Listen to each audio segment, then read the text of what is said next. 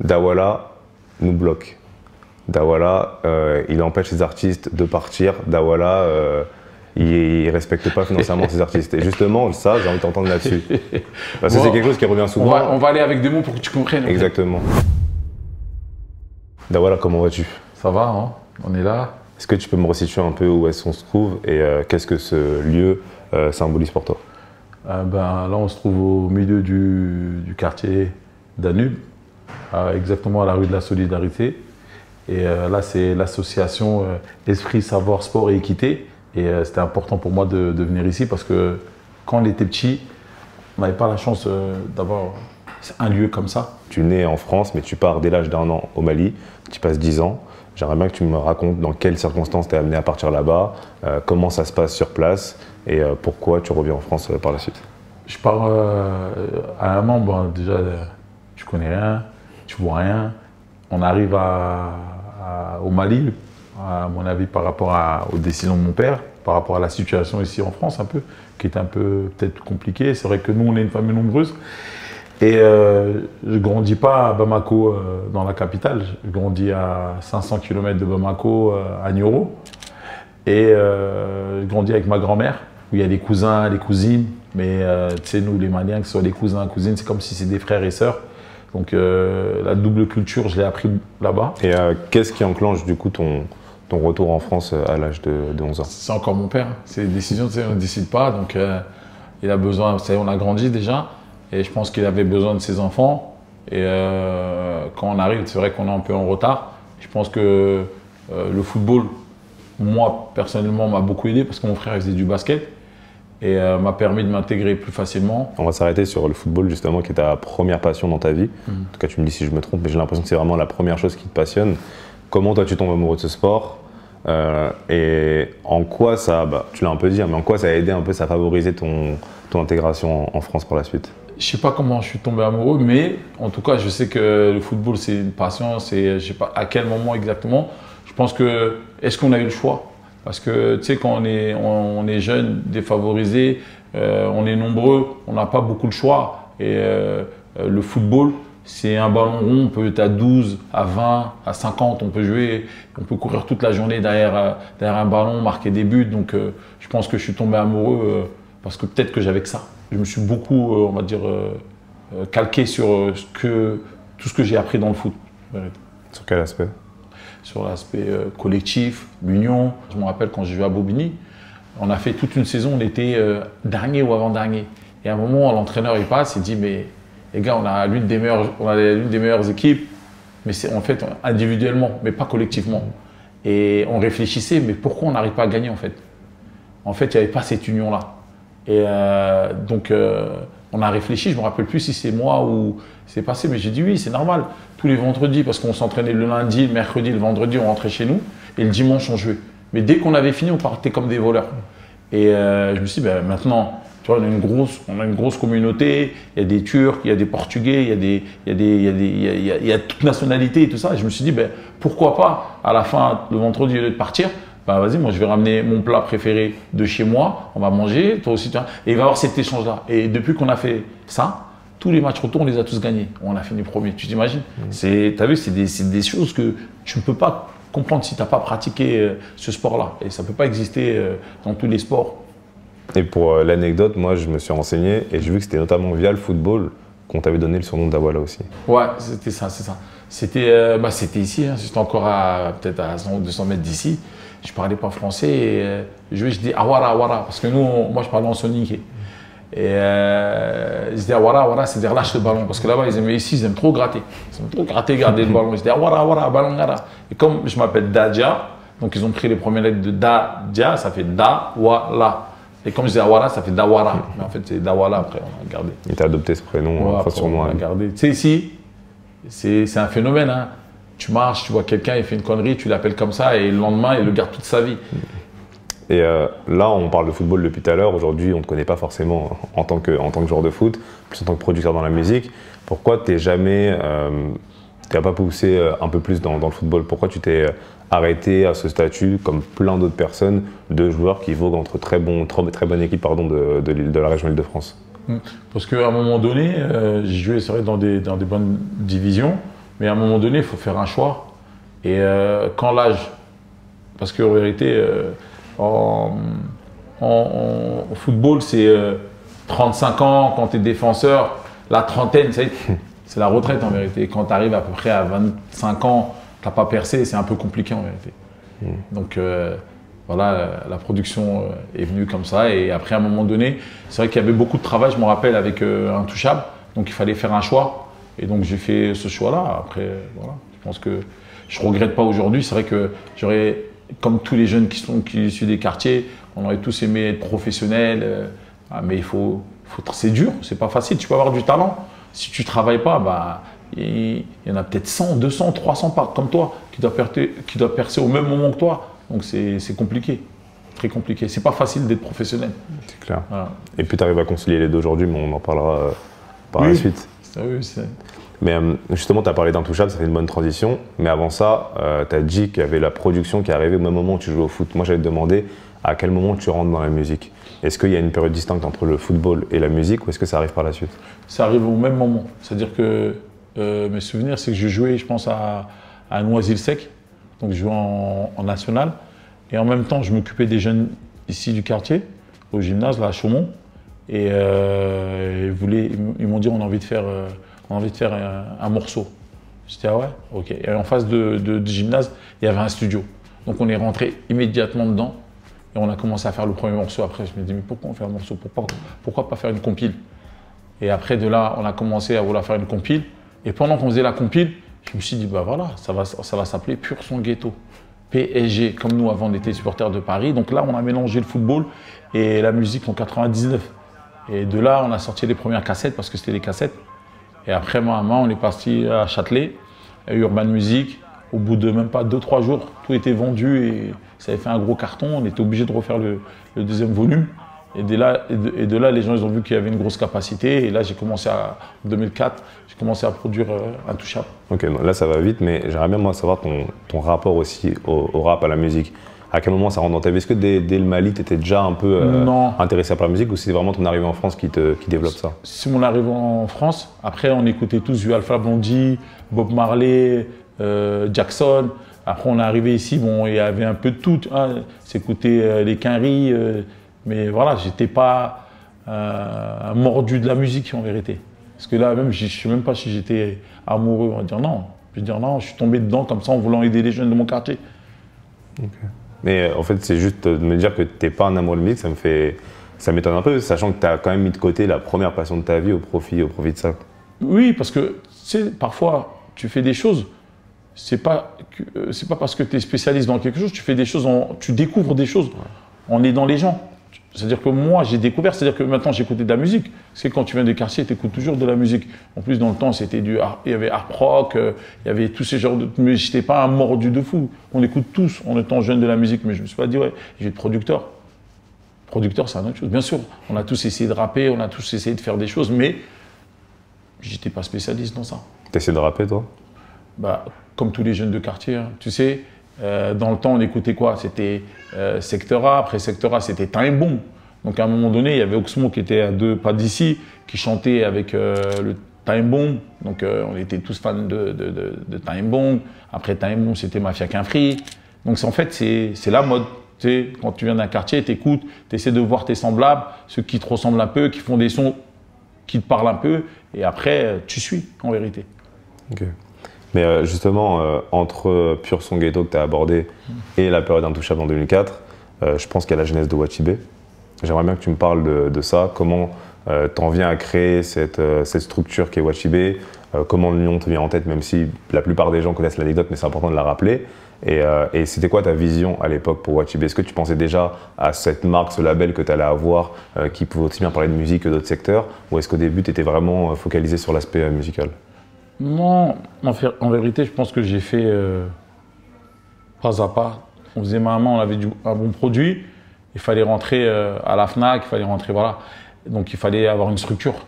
De cette structure-là, par rapport à mon vécu dans la rue, quand je voyais des grosses sociétés ou des jeunes comme moi qui ouvraient les sociétés, qui fermaient directement, je me suis dit, le jour où moi j'ouvre une société, une structure, il faut que ça reste ouvert 24 heures sur 24. Et quand je pars au Mali, je vois devant une cabine Ouaratibé. Je dis, Ouaratibé, c'est non-stop 24 heures sur 24. Les mecs, ils ne dormaient pas. Tac, tac, ils échangeaient, ça ne fermait jamais. Je dis, ben voilà, c'est ça.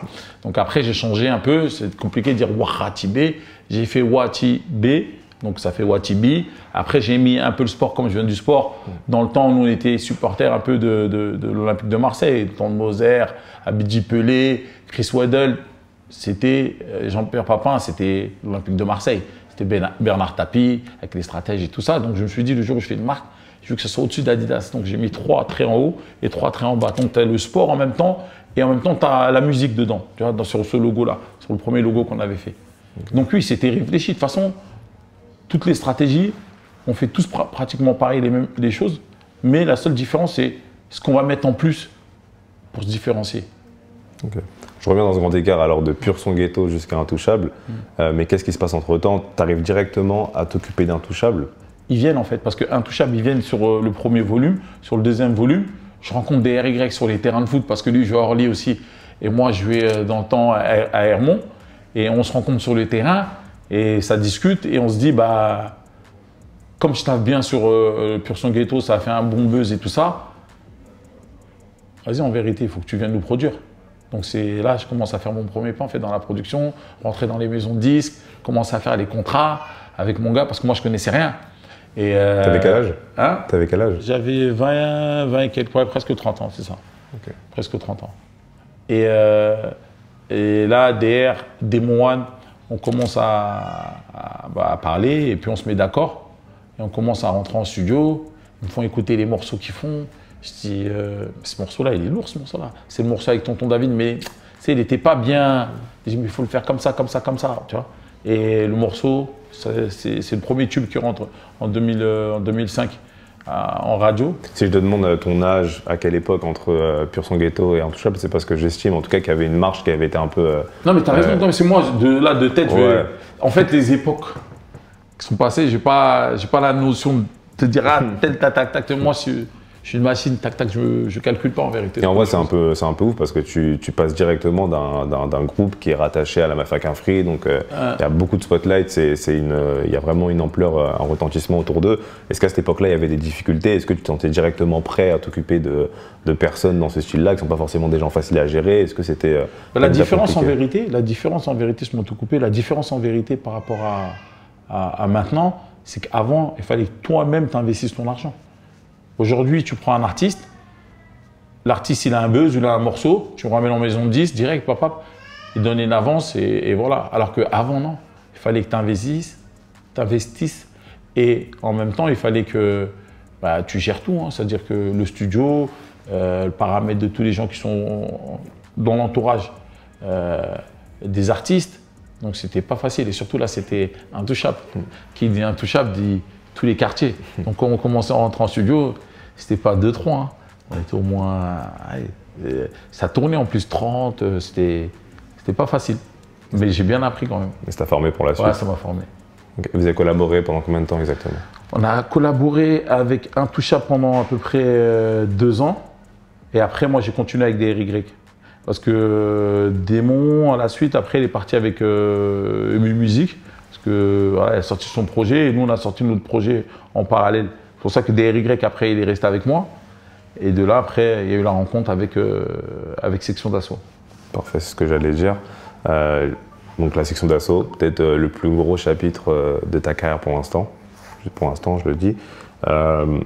J'aimerais bien qu'on prenne le temps bien d'en parler parce qu'il y a plein de choses à aborder. Il n'y a pas de problème, de toute façon. Tu me bloques, tu me dis. Moi, je saute parce que, en fait, c'est tellement long l'histoire d'Awala, Ouatibé, qu'en fait, je saute beaucoup d'étapes. Mais tu as raison de me faire revenir. De toute façon, pour l'instant, on n'a pas abordé les trucs les plus longs. Là, je pense qu'on rentre dans les étapes les plus charnières, les plus importantes. Donc, la Section d'Assaut, déjà, pour commencer, comment tu entends parler d'eux pour la première fois? Non, en fait, j'entends pas parler d'eux, moi. Moi, en fait, c'est pour ça que il y a l'histoire, il y a beaucoup de choses qui se disent, mais en fait, moi, comment la rencontre elle se fait? DRY, il va poser à Châtelet avec un artiste que je connaissais pas. Et moi, comme je suis producteur, je le rejoins là-bas. Et quand je le rejoins là-bas, je vois que c'est avec H. McDom et il y a la Section d'Assaut que je connaissais pas au départ.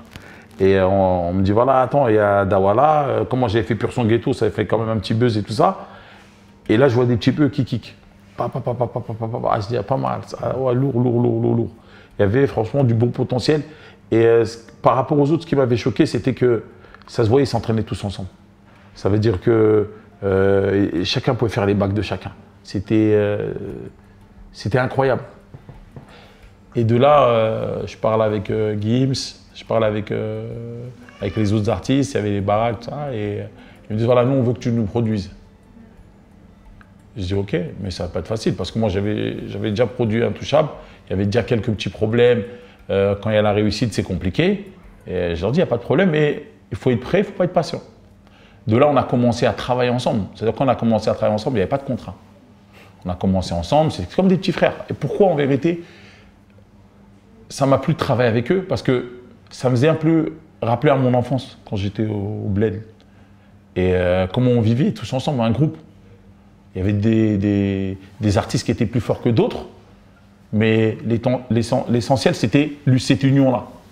Donc on a travaillé, eux, leur souhait, c'était de rentrer un morceau en radio ou à la FNAC. C'était ça, leur projet, c'était ça. Le premier projet qu'on avait fait, on l'a vendu main à main. Ça va, ça s'est bien passé, on va dire. Et après, on a commencé à vouloir démarcher les maisons de disques, c'était compliqué. Donc on a enregistré un deuxième projet. Et quand on a enregistré le projet, je suis parti voir Because pour qu'il puisse le distribuer. Bon, c'était pas un bon deal, mais l'essentiel, c'était de pouvoir sortir ce projet-là. C'était même pas de voir ce qu'on va vendre ou ce qu'on va gagner, c'était de sortir ce projet-là. Parce que ça faisait déjà 2 ou 3 ans qu'ils travaillaient avec moi déjà. Et on a réussi à rentrer chez Because et à sortir notre premier projet, qui est l'écrasement de tête. Je reviens sur plein d'éléments. Toi, quand tu les rencontres, qui compose la section d'assaut? Parce que c'est important de savoir qu'au début, ils n'étaient pas les 7 que tout le monde a vu. Il y en avait au moins 8 ou 9. C'est ça, il y avait même des gens d'Assonance, il y avait Prototype aussi qui composait. Le premier Prototype, il y avait Doomams, il y avait Black M qui était d'un côté.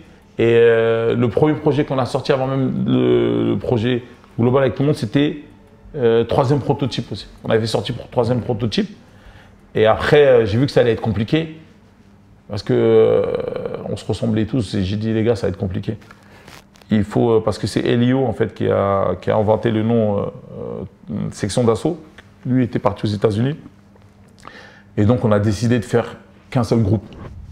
Et donc j'ai décidé de casser Doomams, Black M, troisième Prototype, pour faire qu'un seul, section d'assaut. Donc c'est toi qui as décidé des gens qui allaient composer la section? Non, pas des gens qui allaient composer la section d'assaut, des gens qui restaient. Parce qu'en vérité, à un moment donné, c'était Koh-Lanta. C'est-à-dire qu'avant, les gens faisaient ce qu'ils veulent. Mais là, il fallait aller en studio, il fallait être présent. Donc tu t'élimines toi-même en vérité quand tu n'es pas là. Il y a beaucoup une dimension de gros défis avec la section. Toi-même, tu le dis, hein, à cette époque-là, quand tu prends un artiste, c'est toi-même qui investis dessus. Si je resitue, on est au début des années 2000, là où le rap français… 2004-2005. Ouais, c'est ça, voilà, donc c'est un peu avancé.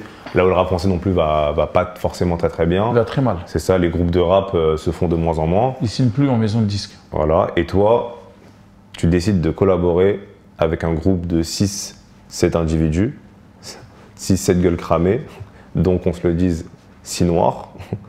Comment tu pouvais… Il y avait Masca. Ouais, c'est pour ça que je dis 6 noirs sur 7. Ouais. Comment tu pouvais te permettre de croire vraiment à ce futur succès commercial où ils allaient devenir les chanteurs préférés peut-être de la ménagère et se faire écouter leurs morceaux à la fois par la mère et par l'enfant? Non, en vérité, comme j'ai dit, quand je les ai pris, je ne les ai pas pris en me disant « ouais, eux, ils vont fonctionner ». Je les ai pris parce que je me suis dit « ah, je me suis vu en eux quand moi j'étais petit ». Mais si tu m'aurais dit « ouais, eux, ça va devenir les bêtes de stars des années 2000 », je t'aurais dit non. Moi, quand je les ai pris, c'est parce qu'ils me ressemblaient. Et c'était des petits frères.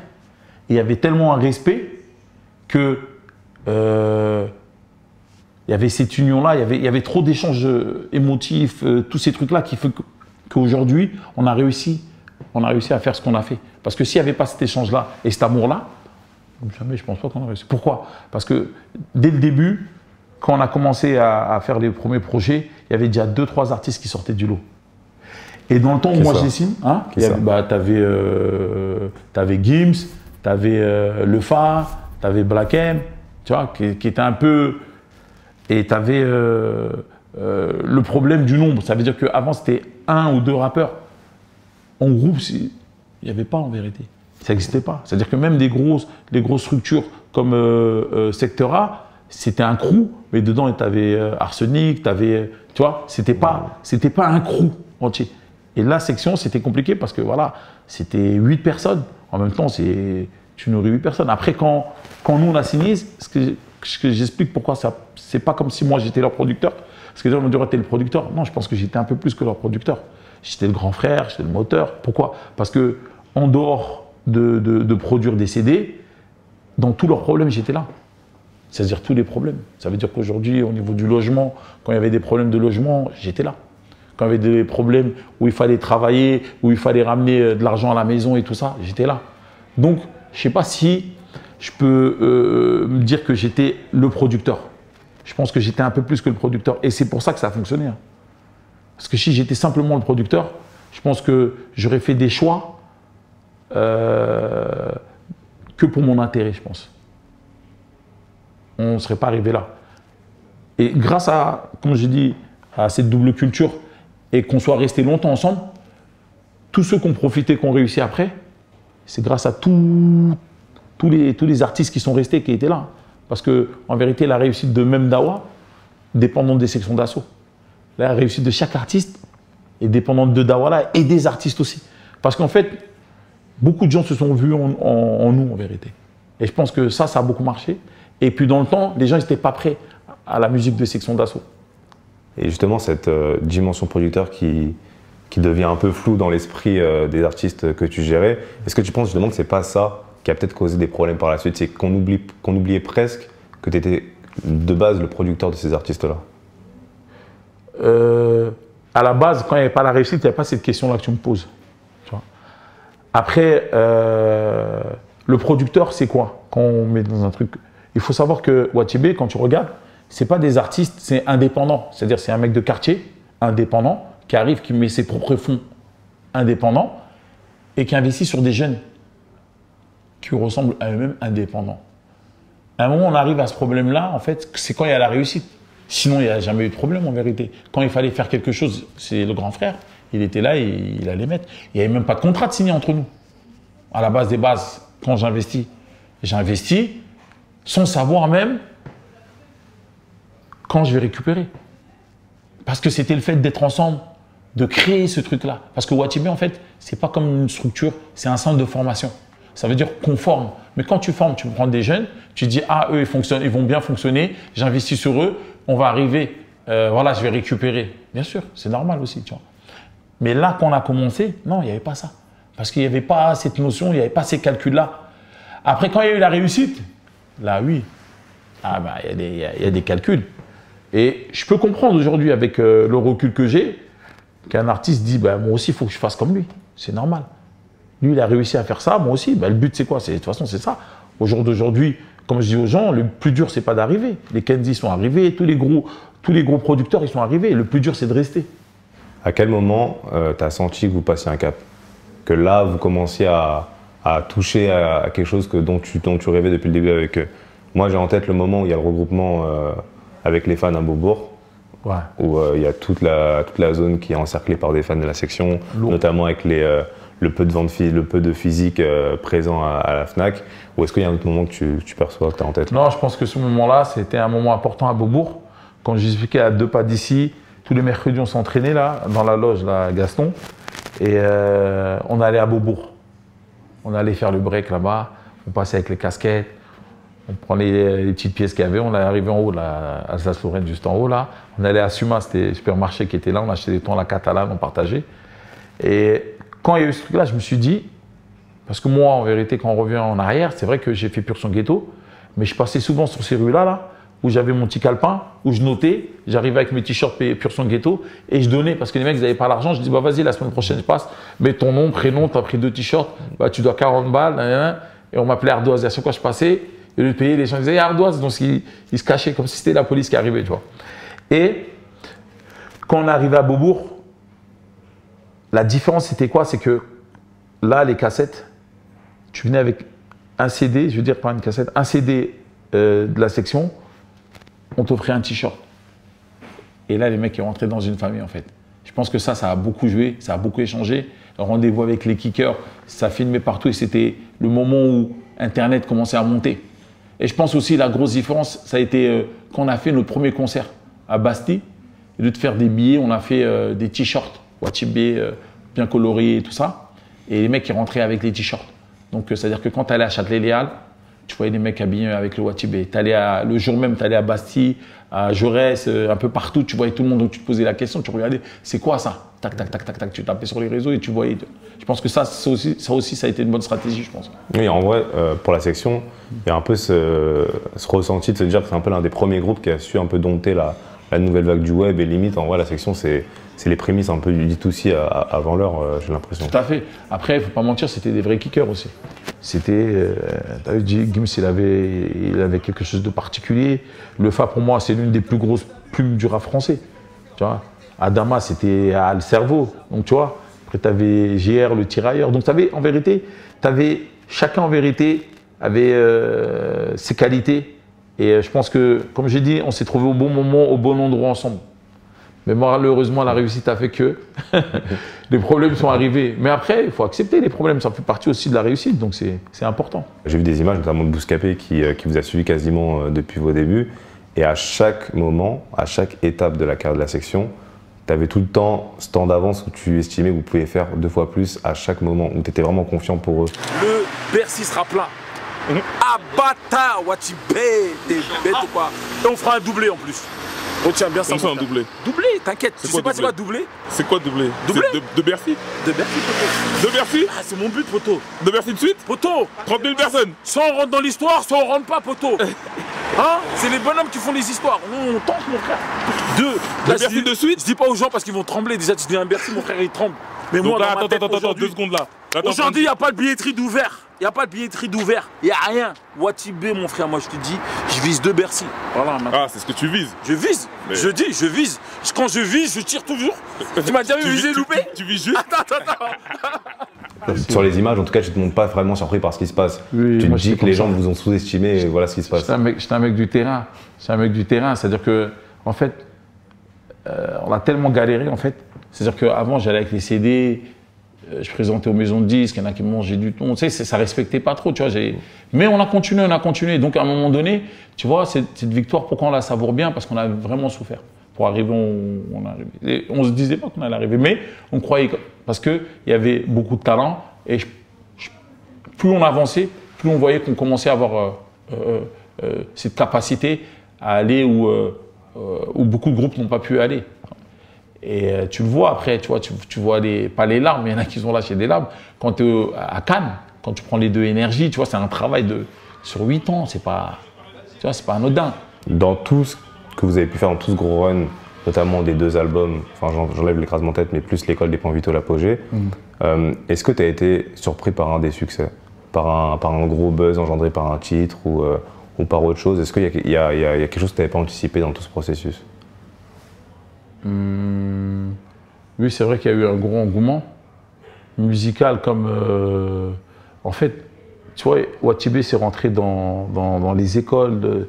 Les gens disaient, je suis avec ma Wati meuf, je suis avec Wati, j'ai mon Wati chewing-gum. Tu vois, je veux dire, c'est devenu, je sais pas comment. Même toi, Wati Boss, t'as incarné un personnage, Wati Boss. Voilà, aussi. C'est devenu. Mais moi après, c'est vrai. Mais comme on était dans nous et on était que beaucoup dans le travail, moi personnellement, je me suis pas rendu compte en vérité du succès. Le succès, en fait, tu t'en rends compte à quel moment? C'est quand le projet il est sorti, et il met du temps. Et des fois, tu vois des choses, tu te dis, ah ouais, quand même. Et dès le début, je ne me suis pas rendu compte en vérité. C'est quoi ton son préféré de la section? Il y a des sons particuliers avant qu'elle parte, parce que on l'a fait par rapport à la mère de JR. Et je pense que c'est un son qui reste dans le cœur. Après, tu as des morceaux comme Je reste debout. On l'a fait en 2011 La période où quand Gims il avait pas ses papiers, on était bloqué en Côte d'Ivoire, il y avait la guerre. C'était compliqué, il fallait aller tous les jours à l'ambassade pour aller prendre le visa et tout ça. Et c'était compliqué, on disait on reste debout, on reste debout. Et je pense que c'est des morceaux, tu vois, c'est pour ça que j'ai dit les morceaux, c'est les morceaux les plus touchants, c'est les morceaux quand tu te reconnais dedans. Est-ce que ça n'a pas été dur à gérer parce qu'il n'y a pas eu beaucoup de polémiques pour la section d'assaut. Il y en a eu une grosse aux alentours 2010-2011. C'était sur les propos jugés homophobes de l'EFA au détour d'une conversation, d'une interview. Comment toi, en tant que producteur, tu avais géré cette affaire-là? Est-ce que tu arrivais encore à... Est-ce que tu espérais vraiment que vous arriviez à passer outre à cette époque-là? C'était compliqué, on vient d'arriver, tout le monde nous attend au tournoi. Et il y a cette polémique qui arrive, on sort de tous les réseaux, plus de radio, plus rien du tout. On est obligé d'affronter ce qu'on a fait, quoi, en vérité. Et je me rappelle, je crois, je parlais avec le FA, on fait le tour de la France, on va voir toutes les associations, on fait des tables rondes, où on discute, on explique d'où on vient, pourquoi on peut déraper, et que les gros mots qu'on dit ou ce qu'on dit, ça ne veut pas forcément avoir un lien avec la sexualité. Par exemple, s'il y a quelqu'un qui trahit, tu peux lui dire ce mot-là. Ou s'il y a quelqu'un qui ne va pas jusqu'au bout de ce qu'il dit, on peut lui dire aussi ce mot-là. Donc voilà, on a fait le tour. C'était compliqué, mais on l'a fait, on a affronté, et les gens ont compris. Et je pense qu'ils ont plus compris que c'était une faute qu'autre chose, qu'on n'était pas... On est des gentils. Et après, on a organisé un concert à Montmartre. Et de là, on a fait contre toute discrimination. Et je pense que ce concert-là, il a été important. C'était un tournant en vérité. Mais tu pensais vraiment pouvoir passer parce que ce qu'il faut savoir, c'est que ça datait avant l'explosion de la section, cette interview. Non, on avait explosé quand même un peu. Ouais, mais je veux dire, les propos de l'EFA dataient avant, c'est-à-dire que c'est vraiment ressurgi au cœur de l'explosion. Donc, est-ce que tu étais aussi serein à cette époque-là? Non, tu peux pas être serein en vérité. Mais en gros, section d'assaut, c'était moi. Ça veut dire qu'en gros, c'est-à-dire, je calculais pas dans ma tête, est-ce qu'on va réussir? On doit réussir. C'est pas c'est lui, il a fait une faute, c'est moi qui a fauté. Parce que c'est moi qui étais devant de la scène. C'est-à-dire, quand il y avait des problèmes, j'étais avec le FA. On allait affronter et on allait expliquer tout ce qu'on vivait, tout ce qu'on faisait. Donc c'était moi. Je ne me disais pas, est-ce que... Non, on doit réussir. On ne pouvait pas se laisser aller. Avec tout ce qu'on avait fait, non. Là, on va aborder un truc qui est hyper central dans ta carrière et qui a fait limite ta renommée indirectement. C'est ton rapport conflictuel avec tes artistes. Donc il y a eu la section qui aura le droit à son chapitre plus tard. Mais il y a eu notamment Demon One qu'on a abordé juste avant, ou même si on rentre dans la section, il y a eu Black M. Avant de rentrer dans ces cas directement, selon toi, tout ça c'est dû à quoi à chaque fois? Tu parles du succès, est-ce que c'est forcément dû qu'au succès le fait que Dawoala, même si t'es pas le seul producteur qui a des problèmes avec ses artistes, mais forcément par leur renommée et par ton statut, ça fait forcément plus de bruit que d'autres. Tous tes problèmes remontent plus à la surface que les autres. Pour toi, c'est dû à quoi qu'à chaque fois, qu'à chaque limite et à chaque cas avec des artistes, on ait un nouveau clash et une nouvelle affaire? Je pense pas que c'est un clash. Je pense que le clash qu'on a eu, c'était peut-être avec Gims et tout ça. Après, si on prend cas par cas, en vérité, c'est des choses qui peuvent arriver. Mais pour moi, c'est pas... Si on a travaillé avec ces artistes-là plus de 8 ans. Plus de 8 ans, on a travaillé et ils n'ont jamais eu de problème. Comme j'ai expliqué, tu sais, quand il y a la réussite, le problème, c'est qu'il y a beaucoup de gens qui viennent. Donc, il y a beaucoup de choses qui se disent. Et à un moment donné, un artiste, il a besoin de prendre son indépendance. Et pour prendre son indépendance, ça dépend qui est autour de lui, la manière dont il va fonctionner, tu vois. Je pense que c'est ça. Après, des gros clashs, pour moi, c'est pas partir en clash parce que moi, tu m'as jamais entendu parler. Si? Ça dépend. Quand? Ça dépend si on te pose la question ou non aussi. Non, mais toi, est-ce que tu m'as déjà entendu parler? En interview, oui, si on peut t'entendre juste parler un peu, de dire... Enfin, c'est plus par rapport à la section d'assaut. Est-ce que j'ai bloqué la section d'assaut? Est-ce que j'ai un problème avec Gims et tout? C'est plus donc par rapport à ça. C'est parce qu'il y a beaucoup de choses qui se disent. Là, en vérité, c'est Mais le plus important, c'est que tu sais que tu en parles maintenant. Ouais, le plus important, c'est que tu viens de dire un vrai truc. Tu as dit, j'ai bloqué la section d'assaut. C'est ce que tu as entendu. Moi, la section d'assaut, je ne peux pas bloquer la section d'assaut. Pourquoi? Parce qu'en fait, la section d'assaut, c'est mon image. Ça veut dire qu'aujourd'hui, quand ce projet-là sort, ça me donne encore plus de hauteur et plus de valeur. Et beaucoup de gens ont cru. Parce qu'à un moment donné, comme je t'ai dit, quand il y a la réussite, il y a des conflits. Après, il ne faut pas écouter tout ce qu'on dit.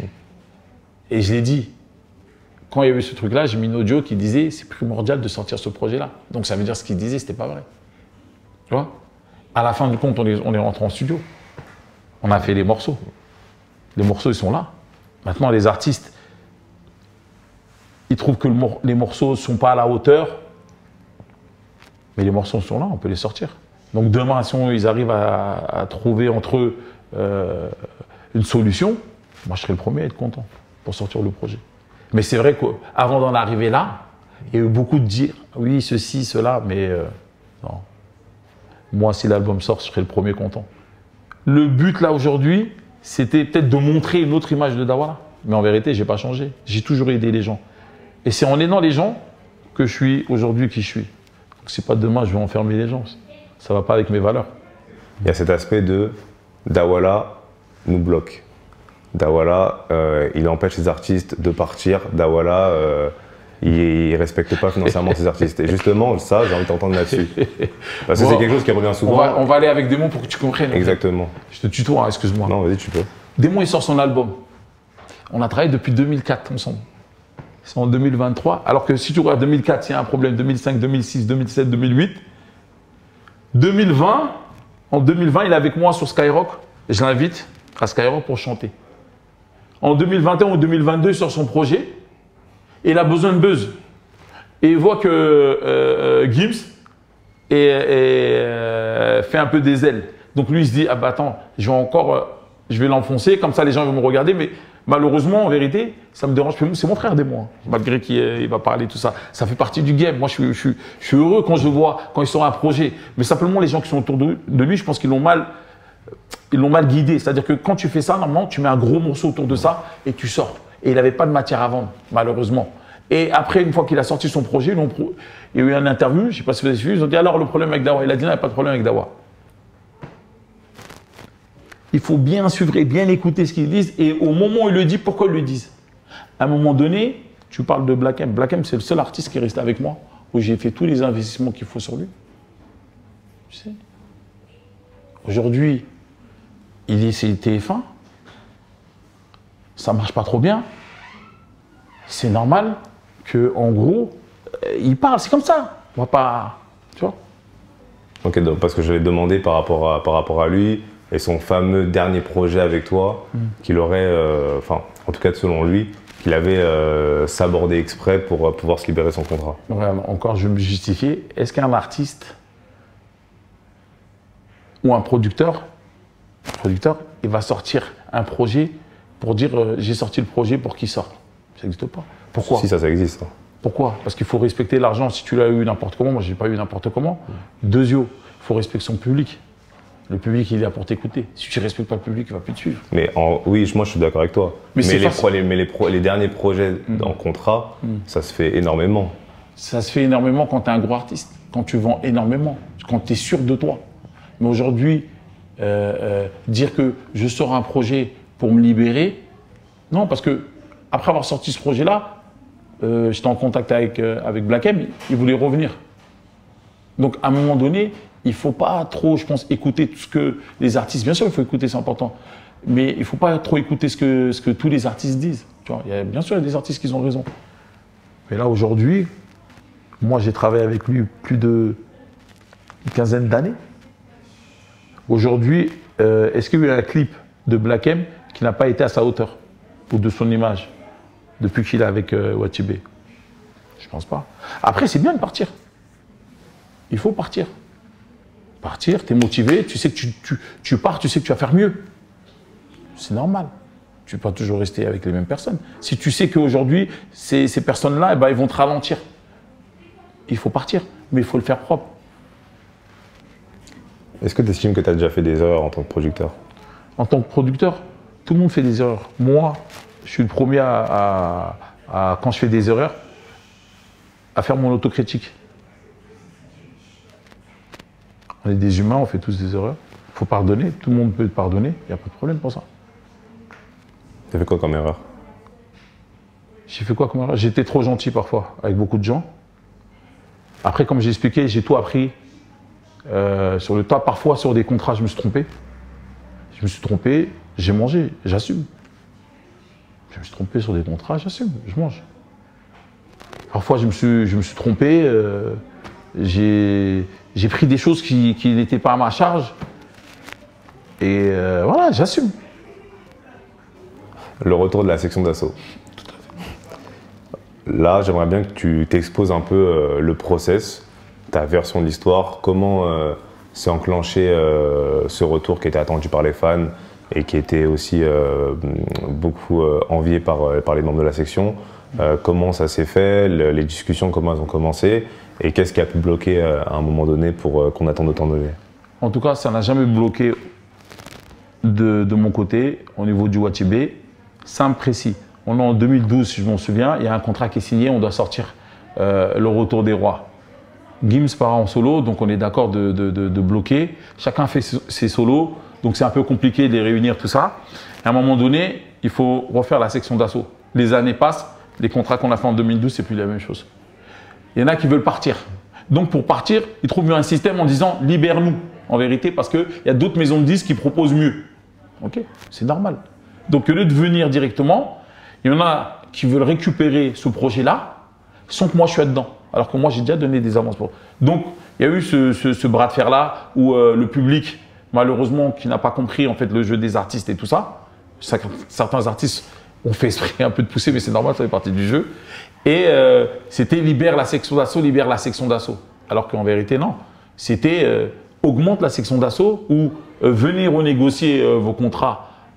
Mais c'est compliqué parce qu'il y avait une différence entre ceux qui vendaient et ceux qui ne vendaient pas qui était un peu compliqué en vérité. Donc on a trouvé un deal où chacun a pris des avances pour sortir ce projet-là. Chacun a pris ses avances. Aujourd'hui, on attend le projet. Moi, je peux bien comprendre. Tu sais, j'ai essayé de faire sortir un morceau où j'avais parlé avec Adama au niveau du morceau là, qui devait rentrer sur Skyrock, qui a été désamorcé. Et aujourd'hui, ça a été désamorcé parce que y a certains artistes qui pensent que ils sont plus au niveau pour sortir le projet. Sinon, le projet, il est là. Voilà. Okay, donc là, il y a deux aspects, c'est intéressant. Il y a l'aspect financier et l'aspect artistique. Déjà, sur le financier, ce qui est intéressant dans ce que tu as dit, c'est qu'il y avait cet aspect faut augmenter la section parce que les contrats ont été exposés en 2012, soit juste après l'apogée. Non, mais ils ne sont pas venus comme ça. C'est ça le problème. C'est qu'en fait, c'est comme tous les problèmes qu'il y a. Les gens ils vont parler, après vous allez dire oui, il y a un problème avec... Non, en fait, les gens regardent comment ils peuvent faire, comment ils peuvent salir l'image d'un producteur. Et là, en disant ça, toi, tu me vois comment? Bah, ça dépend à quel âge je te vois aussi, enfin à quel âge j'estime aussi, j'expérimente la situation. Quand je suis plus jeune et qu'on a dans un troisième projet, forcément, voilà, c'est le méchant de l'histoire. Quand aujourd'hui j'ai plus l'aspect de la production, je me dis, je peux comprendre ses intérêts, mais en tous les cas, j'ai pas... mes intérêts à moi, si tu les comprends, c'est de sortir ce projet-là. Parce que je gagne quand on sort ce projet-là. Mais est-ce que tu es ouvert à la négociation? La négociation? De leur contrat. Mais en fait, il n'y a pas de négociation de contrat, puisque le contrat, il est déjà fait. Eux, ils veulent une augmentation. Donc, quand tu veux une augmentation, tu viens, tu parles et tu demandes une augmentation. Donc, on dit aujourd'hui, par exemple, le tapis rouge, le fauteuil rouge qui est là, il vaut peut-être 200 €. Toi, on va venir, on va te dire, paye 1 000 €. Tu vas dire non. Parce que tu comprends. Donc, ça s'appelle une négociation. Bah, quand tu viens, tu fais une négociation, mais tu ne mets pas le public dedans. Tu comprends? Bien sûr, non, mais je veux dire, dans ce truc on demande une augmentation, est-ce que tu as été encore ouvert à cet aspect-là? Je suis ouvert à... Maintenant, ce qu'il faut se dire, c'est qu'il y a un changement. La section d'assaut, il y a 10 ans, et la section d'assaut aujourd'hui. Donc, il y a une différence. Donc, il y aura toujours... ça dépend de quel côté tu vois la bouteille. Toi, tu vas l'avoir en face de toi, tu vas dire, voilà, tu vois le bleu. Moi, je vais dire, non, il n'y a pas de bleu devant moi. Hein? Donc, ça veut dire qu'en fait, il faut jauger. Après, chacun voit midi à sa porte. Un artiste, il voudra plus. Un producteur va faire, attends, je vais prendre des risques. Est-ce que ça vaut le coup? Ça s'appelle de la négo, en fait. Et c'était quoi les différences entre la section de 2012 et celle de 2022? Bah, aujourd'hui, la musique, elle a changé. Sinon, aujourd'hui, l'album, on l'aurait sorti. C'est clair. Voilà. Quand on écoute cette histoire, t'entretiens quel rapport avec les membres de la section aujourd'hui? En fait, c'est un rapport de producteur aujourd'hui à artiste. Mais je suis content. Pourquoi je suis content? Parce qu'il y a des artistes que j'ai produits aujourd'hui, ils sont eux-mêmes producteurs et ça marche. Et avec eux, j'ai plus de facilité de communication. Tu sais pourquoi? Parce qu'ils connaissent ces difficultés où je me suis trouvé. Donc là, il y a des vrais échanges. Et là, on n'est plus dans la musique où on parle avec ça. Tu parles de Barak Adama? Barak Adama, on compte, tu vois. Et c'est une fierté pour moi qu'un artiste que j'ai produit, il est numéro 1 aujourd'hui. Où il fonctionne. C'est une fierté. Moi, je souhaite que eux tous ils réussissent. Qu'ils deviennent tous producteurs pour qu'ils comprennent en fait et que comprennent un peu la difficulté d'un producteur. C'est pas facile. Ok. Il y a eu plusieurs signatures entre-temps, après la section d'assaut. Mais la plus grosse échéance, à mon sens, c'est les 4 queues. Tout à fait. Est-ce que tu peux me parler un peu d'eux? Comment tu les rencontres? Dans quel contexte? Combien sont-ils à cette époque-là? Parce que c'est pas forcément le groupe 4 queues que les gens ont connu. Et qu'est-ce qui te donne envie de travailler avec eux? 4 queues, déjà, il y avait déjà un morceau qui était déjà un peu bien. C'est vrai que c'est, comme je dis, c'est un centre de formation. Moi, je les ai rencontrés sur la nuit du Mali. C'est les concerts que je fais à Bercy avec tous les artistes africains, mélange et tout ça. Et après, on a fait des réunions. Après, je suis parti sur place là-bas au 4000. Il y a eu beaucoup de réunions avec les parents pour expliquer comment ça fonctionne, voilà, la manière dont on travaille. Après, ils ont adhéré à ce projet-là. C'était hyper jeune à cette époque-là. Ouais, c'était jeune, c'était même pas majeur. Hein. C'est pas majeur. Et de là, on est parti en groupe. Après, il y a une cassure. Quand il y a eu la cassure, après, on est resté à 3. Il faut parler de la cassure, c'est important. Parce qu'on en revient aux histoires de contrats. Ouais, donc c'est-à-dire la cassure et après voilà. Donc c'est-à-dire il y a eu la cassure. Après, ce qui peut être compréhensible, c'est qu'à un moment donné, tu vas prendre des jeunes de quartier. Donc il y a des membres du quartier qui sont là aussi et qui se disent bah ça c'est des jeunes de notre quartier. Comment ils vont partir? Toi tu es là, tu vas produire alors qu'on te connaît déjà, on sait que voilà, toi tu es un gros producteur, nous on veut garder les mecs de chez nous. Donc ça fait un conflit parce qu'il y a des autres producteurs qui viennent et qui se mettent on va dire dans la danse. Donc ça commence à devenir compliqué. Voilà, ça va un peu loin. Ça va un peu loin, très loin même des fois. Et voilà, après tout redevient normal. Et qu'est-ce qui te donnait envie de t'enfoncer un peu dans ce bourbier à cette époque où tu te bats pour, je sais pas, des jeunes de la Courneuve de 16 ans et que tu te... J'avais encore faim. J'avais encore faim. Et quand j'ai rencontré ces jeunes-là, si c'était dès le début, peut-être je serais pas resté.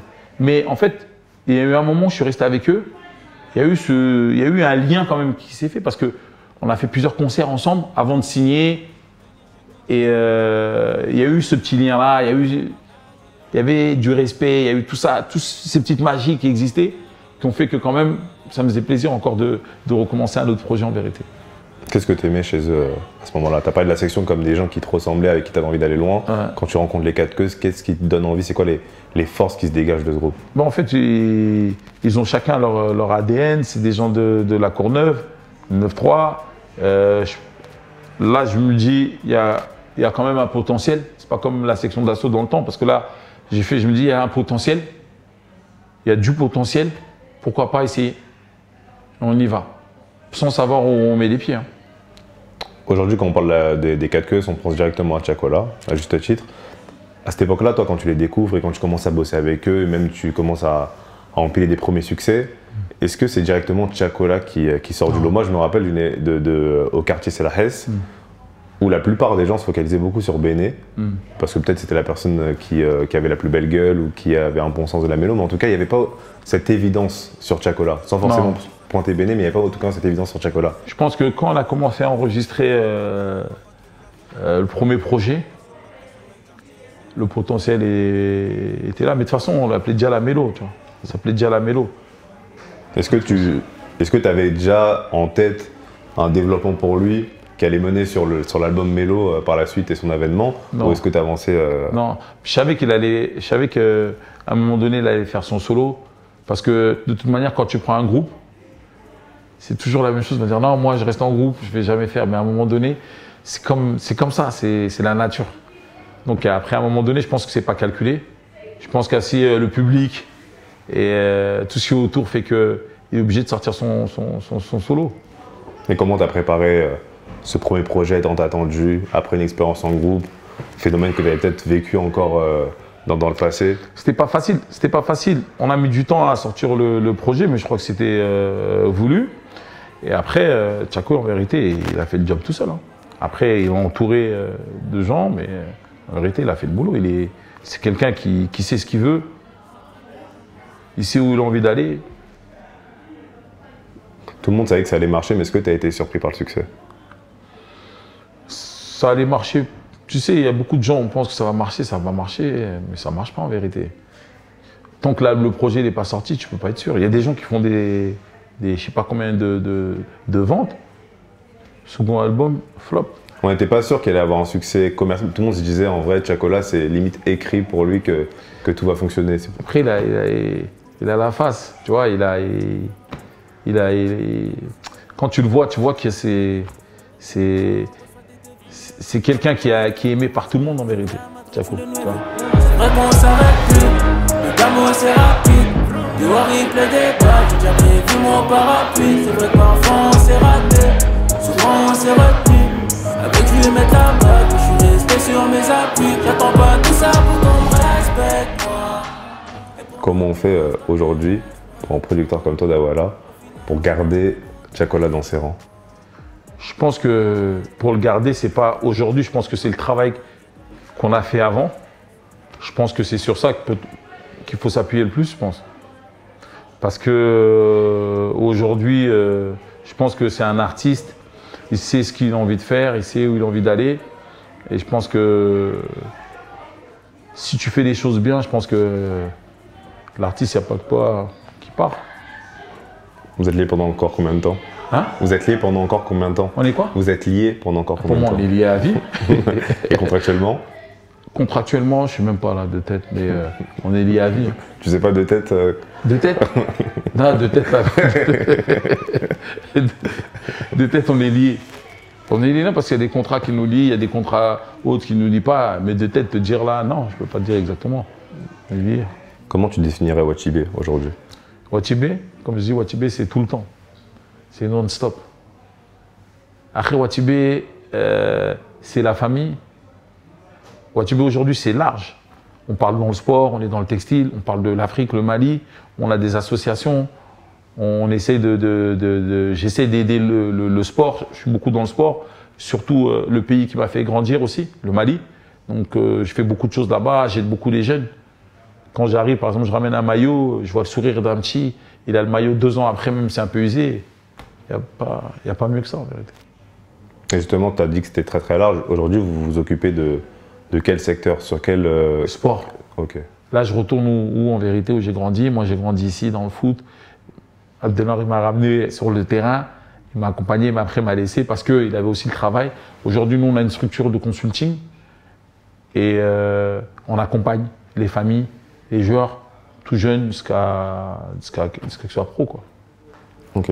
Est-ce qu'il y a d'autres secteurs que tu aimerais développer? Ou même, en parlant de sport, il y a le football qui a toujours été un enjeu pour toi. On se rappelle tous de la première fois où on a vu les shorts Wachibé sur les maillots montpelliérains. Il y a eu Caen aussi qui a suivi par la suite. Est-ce que tu aimerais développer ça? Est-ce que, je sais pas, un jour tu aimerais racheter ton propre club de foot? Est-ce que tu as ça en tête? Pourquoi pas? Mais je pense que c'est compliqué, un club de foot. Il faut bien gérer parce que il y a beaucoup de gens qui ont pris des clubs de foot. Il faut savoir. Après, moi, j'apprends. Je suis quelqu'un, j'observe. Avant de commencer quelque chose, j'observe.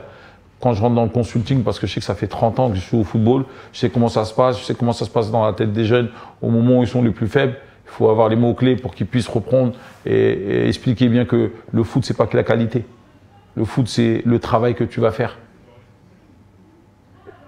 Avec la qualité, ça te permet d'arriver où tu penses ne pas pouvoir arriver. Mais si tu veux rester, il faut continuer encore à travailler.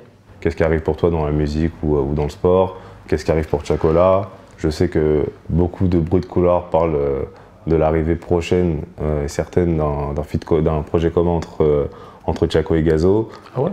Tu m'apprends des choses. Hein. Ah bon? J'ai peut-être dû rêver, mais en tout cas, j'ai entendu ça. Là, mais Gazo est sur son album là, sur son projet là. Ok. Et Thiago, il est sur un projet, donc c'est... Donc c'est impossible qu'il sorte un... Là. J'ai pas dit là. J'ai dit qu'un projet commun pouvait Je arriver. sais jamais, frère. Avec tous les trucs qu'il y a. Non, j'ai pas entendu parler. Donc, je sais pas. Donc c'est quoi la suite pour Tiakola, concrètement? Ensuite, c'est son prochain projet. Son prochain projet, et faire des grosses salles. Parce que là, on a des problèmes avec les salles. Ils sont trop petites, les salles. Et pour les autres artistes Wachibé, que j'ai peut-être pas cité. Codes, il vient de faire un concert plein là, et on continue sur son projet. Après, tu as des projets en développement, tu as encore d'autres projets, d'autres artistes là qu'on va signer là. Donc ça va être du développement. Si on parle maintenant, c'est peut-être dans 5 ans, 6 ans, ils vont sortir. Très bien. Avant qu'on se quitte, Dawoula, est-ce qu'il y avait un sujet dont tu aurais aimé parler qu'on n'a pas abordé dans cette interview? Je crois qu'on a tout abordé. Hein. On parle de foot, musique, ballon, quartier. Je pense qu'on a tout abordé. Écoute, je te remercie. C'est moi qui vous remercie en tout cas pour l'invitation. Et bah, je vous souhaite de continuer encore parce que c'est vrai que les premières interviews qu'on a fait c'était avec Bouscapé. Au début, ils n'avaient même pas de local. On est comme ça. Aujourd'hui, on est bien, tu vois. Il y a des caméras, il y a 3, 4, 5 caméras. C'est lourd. En tout cas, voilà, je vous souhaite de continuer. Et voilà, et que le Wachibé continue aussi, qu'on ramène encore des nouveaux artistes et qu'on puisse continuer à travailler encore. Merci, Wada. C'est vrai qu'on s'arrête plus, le Gamo c'est rapide. Du Wari pleut des balles, j'ai déjà prévu mon parapluie. C'est vrai qu'on